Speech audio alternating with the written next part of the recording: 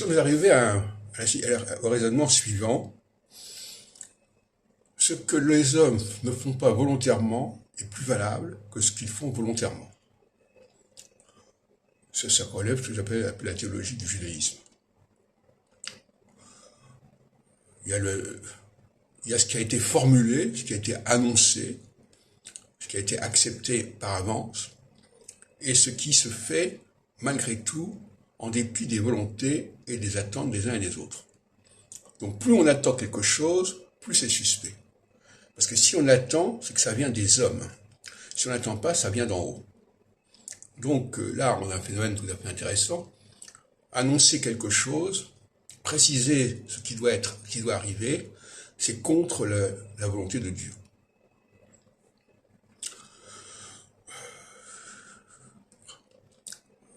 Il faut que les choses arrivent sans qu'on les voulu.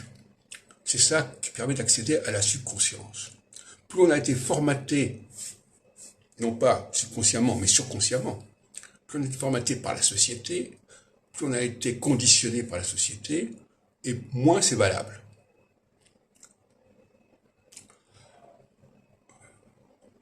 Alors c'est un peu paradoxal sur le plan épistémologique, parce que, bien entendu, on a quand même le droit de formuler les lois de la subconscience, et en formulant les lois de la subconscience, on risque de créer une confusion, puisque si c'est formulé, c'est que c'est humain.